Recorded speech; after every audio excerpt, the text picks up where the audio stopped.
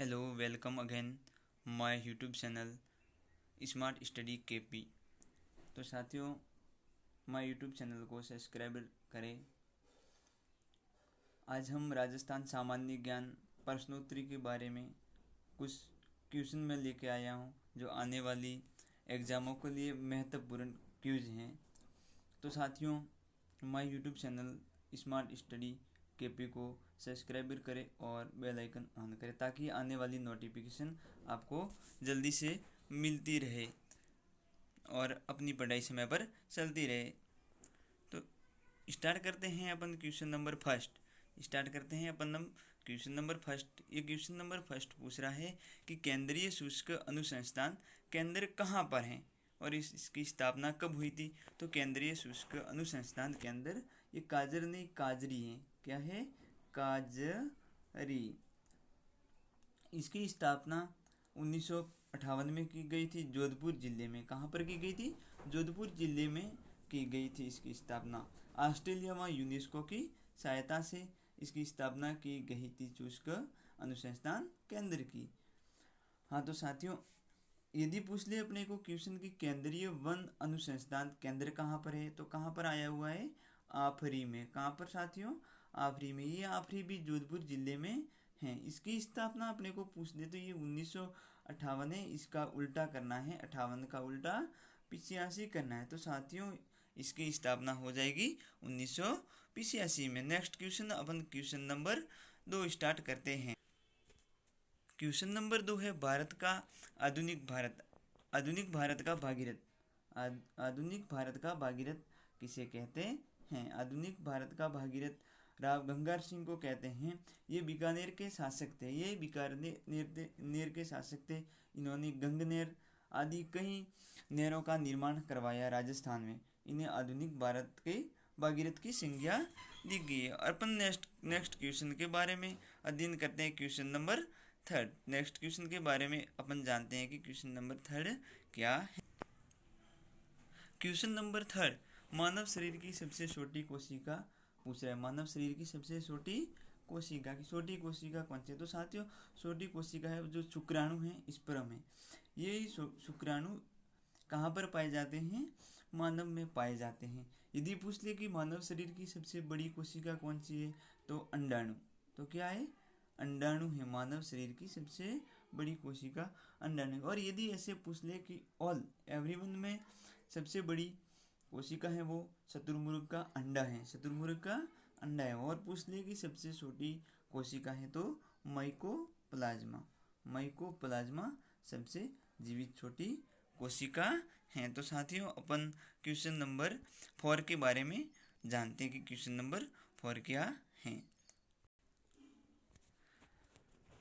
Question number 4 में पूछ रहा है कि राजस्थान में लिग्नाइट कोयले का सर्वाधिक भंडारण कहाँ पर होता है। राजस्थान में लिग्नाइट कोयला है, उसका भंडारण सर्वाधिक कहाँ पर होता है? तो लिग्नाइट कोयले का भंडारण पलाना बीकानेर में होता है। यदि अपने को पूछ ले कि लिग्नाइट कोयले की सर्वाधिक खनन कहाँ पर होता है तो कपूरड़ी जालिपा कहाँ पर आया हुआ है? तो ये बाड़मेर जिले में आया हुआ कपूरड़ी जालिपा है, वो बाड़मेर जिले में आया है। और यदि साथियों सबसे पूछ ले कि सबसे उच्चतम कोटि का कोयला कौन सा है तो एंथ्रेसाइट कोयला है, वो सबसे उच्चतम कोटि का कोयला है। यदि पूछ ले कि घटिया किस्म का कोयला कौन सा है तो पीट कोयला है, वो सबसे घटिया किस्म का कोयला है। पीट कोयले का उपयोग औद्योगिक इकाइयों में नहीं करते हैं क्योंकि कार्बन की मात्रा ज़्यादा छोड़ता है, धुएं की मात्रा ज़्यादा छोड़ता है। हाँ साथियों, अपन क्वेश्चन नंबर 5 के बारे में स्टार्ट करते हैं। नेक्स्ट क्वेश्चन अपना क्वेश्चन नंबर 5 है, ये बजेला क्या है? बजेला नहीं साथियों, ये पूछ रहा है कि बजेड़ा क्या है। बजेड़ा किसे कहते हैं या बजेड़ा क्या है? तो पान का खेत होता है उसे हम बजेड़ा कहते हैं। पान के खेत को क्या कहते हैं? बजेड़ा। नेक्स्ट क्वेश्चन के बारे में जानेंगे। क्वेश्चन नंबर 6 क्या है? क्वेश्चन नंबर 6 के बारे में क्वेश्चन नंबर 6 है, मल्लीनाथ पशु मेला किस नस्ल के लिए भरता है? मल्लीनाथ पशु मेला है वो किस नस्ल के लिए भरता है? तो पहले जानेंगे हम मल्लीनाथ पशु मेला कहाँ पर भरता है। तो मल्लीनाथ पशु मेला है वो तिलवाड़ा बाड़मेर में भरता है। तिलवाड़ा बाड़मेर में भरता है मल्लुनाथ पशु मेला। हाँ, तो मल्लीनाथ जी तिलवाड़ा में बैठे बैठे क्या कर रहे हैं? तिलवाड़ा में बैठे बैठे अपने को कथा कह रहे हैं। मल्लीनाथ जी तिलवाड़ा में बैठे बैठे अपने को कथा कहते हैं। क से हो जाएगा कांकरेज नस्ल, क से हो जाएगी अपनी कांकरेज नस्ल, और था से हो जाएगी थारपारकर नस्ल, था से थारपारकर। तो साथियों याद रखना है अपने को कि मल्लीनाथ जी तिलवाड़ा में बैठे बैठे कथा कह रहे हैं। तो मल्लीनाथ पशु मेला कांकरेज और थारपारकर नस्ल के लिए भरा जाता है। क्वेश्चन नंबर 7, राजस्थान में सबसे ज़्यादा सीमेंट उत्पादन कंपनी, राजस्थान में सर्वाधिक सीमेंट उत्पादन वाली कंपनी कौन सी है? कौन सी कंपनी राजस्थान में सबसे सर्वाधिक सीमेंट उत्पादन करती है? तो अल्ट्राटेक सीमेंट कंपनी है, जो कहाँ पर आई हुई है? कोटपुतली में आई है। प्रति वर्ष 20 लाख टन सीमेंट उत्पादन करती है। राजस्थान में प्रथम सीमेंट उत्पादन करने वाली कंपनी यानी ज़्यादातर सीमेंट कौन सी कंपनी करती है? तो साथियों अपना राइट आंसर है अल्ट्राटेक सीमेंट कंपनी, जो कहाँ पर आई हुई है? कोटपुतली जयपुर में आई हुई है। कोटपुतली जयपुर में आई हुई है।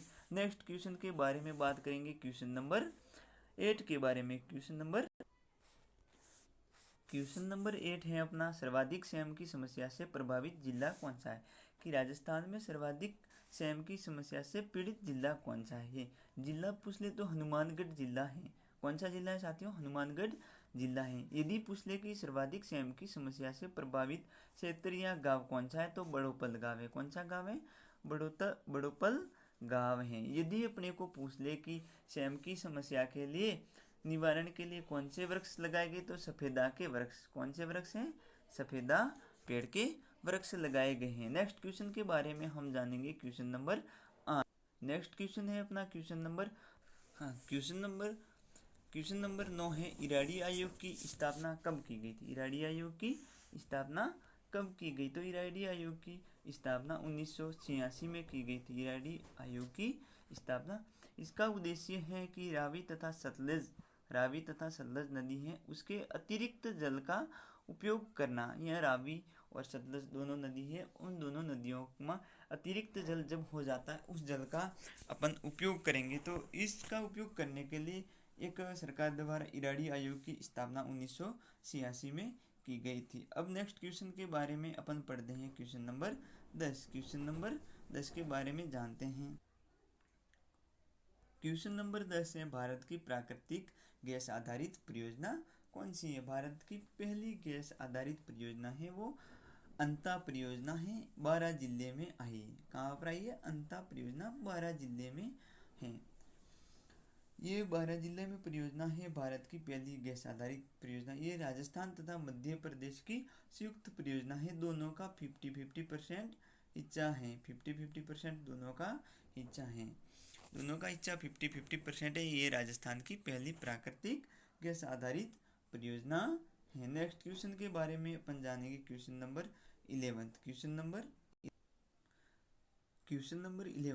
नंबर 11 है, पृथ्वी पर सर्वाधिक पाई जाने वाली धातु कौन सी? यानी पृथ्वी पर सर्वाधिक धातु कौन सी पाई जाती है? तो पृथ्वी पर सर्वाधिक एल्यूमिनियम धातु पाई जाती है, जो सियाल परत के अंतर्गत पाई जाती है। कौन सी परत? सियाल परत में ऊपर पट्टी में पाई जाती है। यदि पूछे कि पृथ्वी में पाई जाने वाली सर्वाधिक धातु कौन सी है, तो लोहा धातु है। कौन सी धातु है? फेरस, लोहा धातु है, वो पृथ्वी में पाई जाती है, यानी पृथ्वी के अंतर्गत पाई जाती है। यदि पृथ्वी पर अपने को ये पूछ रहा है तो अपना राइट आंसर है एल्यूमिनियम। नेक्स्ट क्वेश्चन के बारे में बात करते हैं, क्वेश्चन नंबर 12। क्वेश्चन नंबर 12 के बारे में जानेंगे। क्वेश्चन नंबर 12, किस लोक देवता का सबसे लंबा गीत है?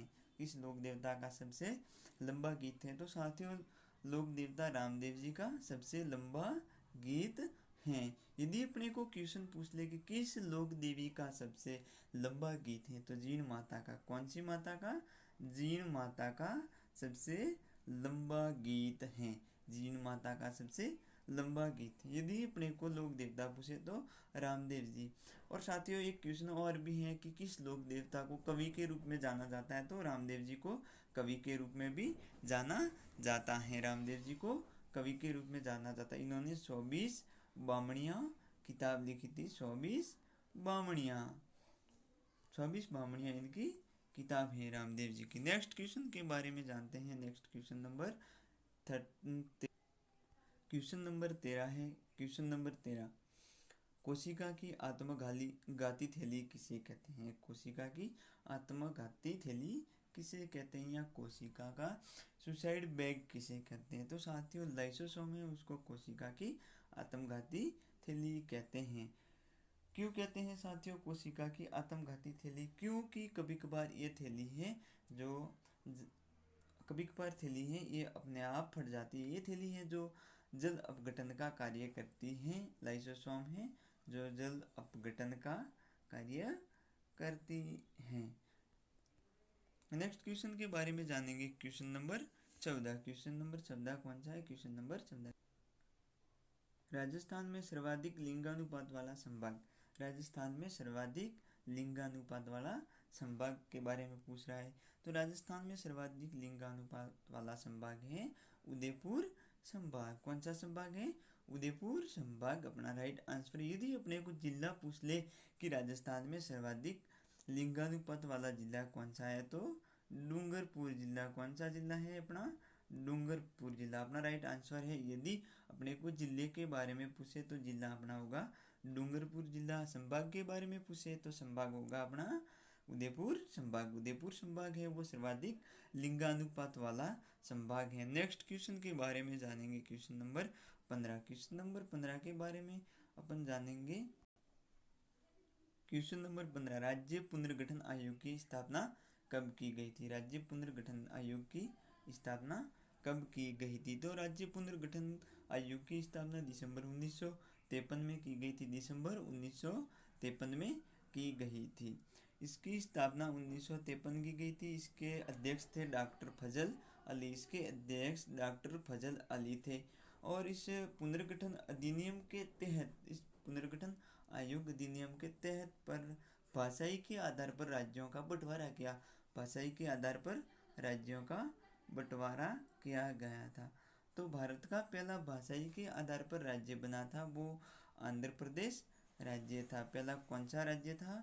क्वेश्चन आ जाए कि भारत का पहला राज्य भाषाई के आधार पर कौन सा बनाया गया, तो आंध्र प्रदेश राज्य है वो भाषाई के आधार पर बनाया गया था। तो अपना राइट आंसर है 1953 राज्य पुनर्गठन आयोग की स्थापना की गई थी। इसके प्रथम अध्यक्ष थे डॉक्टर फजल अली। इसके प्रथम अध्यक्ष थे डॉक्टर फजल अली थे। तो साथियों ऐसे और क्वेश्चन पाने के लिए माय यूट्यूब चैनल को सब्सक्राइबर करें और बेल आइकन ऑन करें ताकि आने वाली क्विज की सीरीज आपको मिलती रहे। नेक्स्ट साथियों यार ऐसी क्विज सीरीज पाने के लिए subscriber and share my YouTube channel. Subscriber and share my YouTube channel smart study KP. Smart study KP share and subscriber करें ताकि आने वाली और अच्छी से अच्छी सीरीज आपको मिल सके। आपका अपना स्मार्ट स्टडी केपी को सब्सक्राइबर करें और ज़्यादा से ज़्यादा शेयर करें ताकि आने वाली क्विज सीरीज आपको मिल सके। धन्यवाद ऑल अगेन। धन्यवाद।